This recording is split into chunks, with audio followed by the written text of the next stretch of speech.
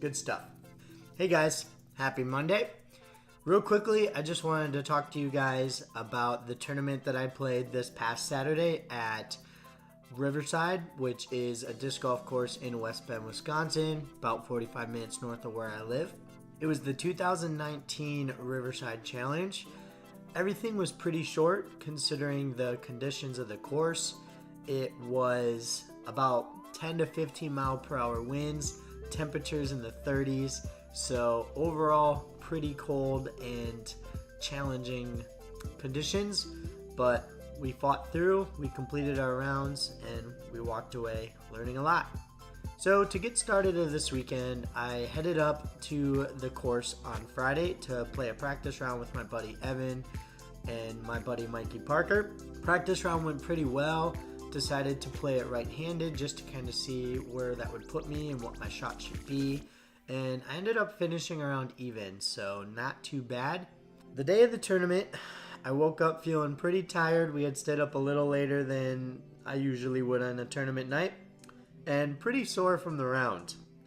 But, I stretched, got warmed up, and went into round one with some goals. So my goals for this tournament were to finish even for the day. I felt because my practice round I shot even, I would feel really good finishing the day out after 2 rounds at even. And then my second goal was to just shoot my rating or shoot above my rating rather. I wanted to shoot not only above the 890 that I'm rated, but I wanted both of my rounds to be in the 900s. So went into round one feeling kind of, meh. The first hole that I started on was hole 15, which is a dead straight 310 foot shot, give or take. The wind was coming right to left, and so I had originally planned on throwing my G-Line FD right up the gut, but I decided to stretch out the left arm a little bit and then proceed to throw my S-Line TDX on a slight hyzer, flipped it up straight, beelined right for the pin, and I put in my 15-footer to start the round with a birdie. Then I went to hole 16, which is about a 375 to 400 foot drive downhill. You've got OB left, which is a walkway, and then you have OB really far right, which is a marsh and a river. The hole was playing with about a 10 mile per hour headwind, and so I decided to go to a disc that I just added in my bag, which is a 168 gram S-Line CD3. Put it on a slight hyzer and just let the headwind assist in turning it over. And then it put me to about 65, 70 feet from the pin. I had an upshot that was straight in a headwind, and so I decided to just do a jump putt to try to put it close enough to have a tap in. And instead the wind picked it up and put it right in the chains for a birdie. So I started birdie, was feeling really well overall, and decided to just play the rest of the round left-handed. Now I did putt right-handed just because I'm conditioned to putt with my right arm. But I did drive lefty, did my upshots lefty, and kind of everything felt really good there. Throughout the rest of the round, I proceeded to take 2 bogeys and a double at one point, but I took enough birdies to finish me at -1. So my goal was to shoot even on the day. I was going into round 2 at -1, feeling pretty good. My -1 was a 931 rated round, so I shot the highest rated round I've ever shot before, and it put me in 6th place, 2 strokes behind 2nd place, and 9 strokes behind 1st place. The person in first shot a 1016 rated -10, which is insane. He's rated like 929, so he's borderline advanced, and if he's not playing advanced in his next tournament, he'll be playing it pretty soon. But anyhow, my goal was to see what I could do second round. It was supposed to be a little colder, a little bit more windier, and that was the case. We were dealing with about 15 mile per hour winds, maybe 20 with gusts, and the temperatures were in the 30s, so not exactly the warmest conditions. The round started off pretty typical. I took a par on a hole that I birdied in round 1. But then my second hole, I threw my flat top Rhino in for a birdie from about 90 feet. So that felt really cool. It always feels great to hit those shots whether you're trying to or not. So that's just kind of the nature of the game. Throughout the rest of that round though, I really struggled in the wind. I took a 5 on a very lefty friendly hole. And just kind of proceeded to miss some very simple 15-foot birdies.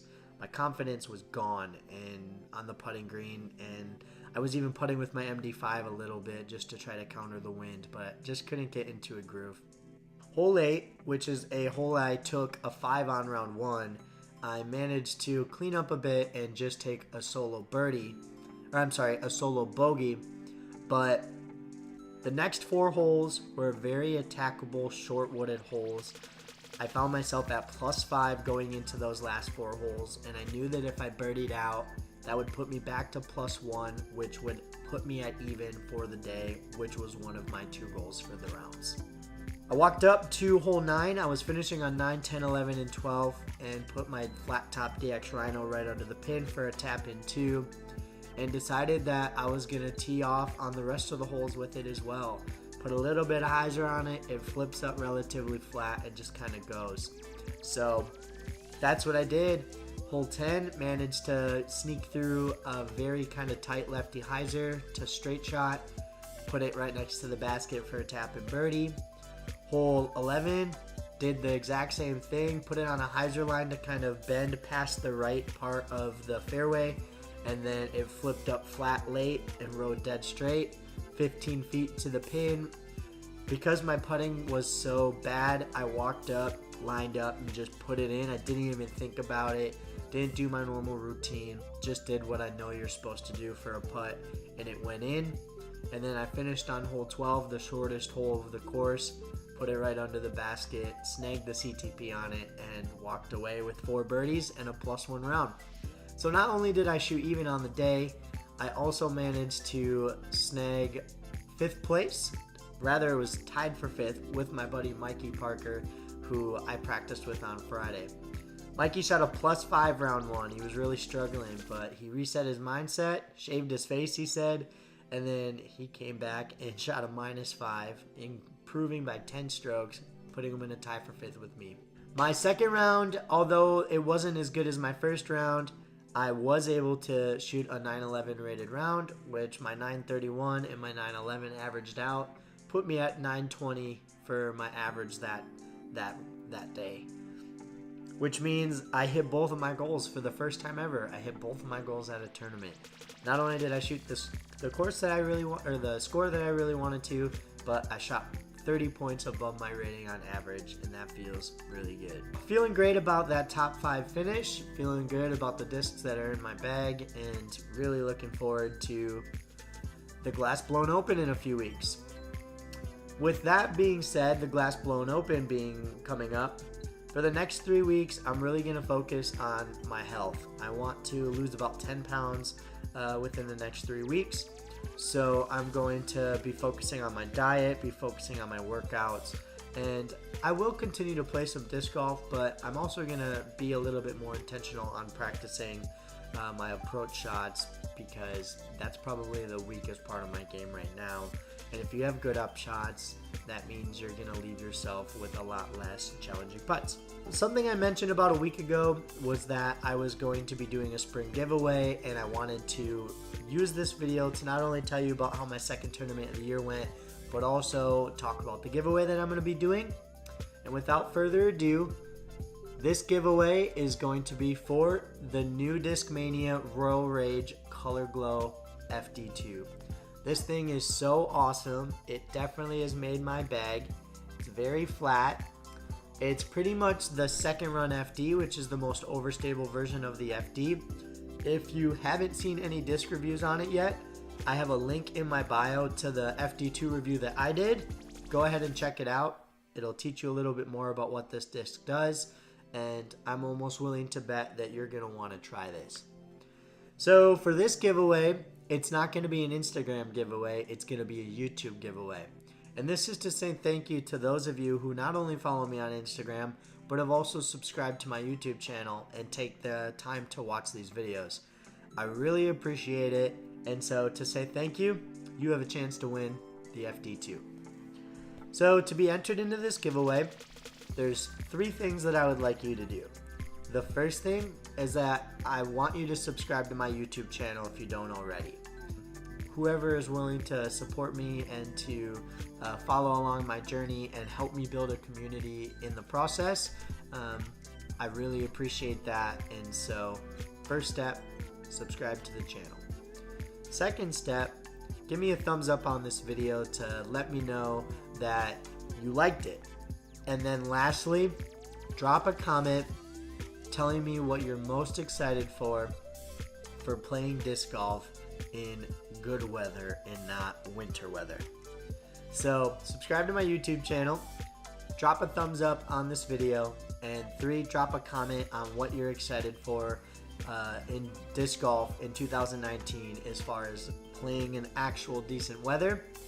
And on Friday, April 5th, I'll be selecting a winner from YouTube to win this FD2.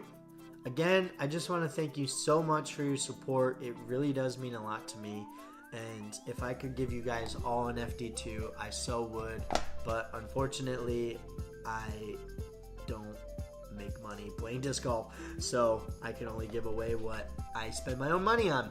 So yeah, good luck with the FD2 giveaway. I hope you win it. And we'll see you guys next time.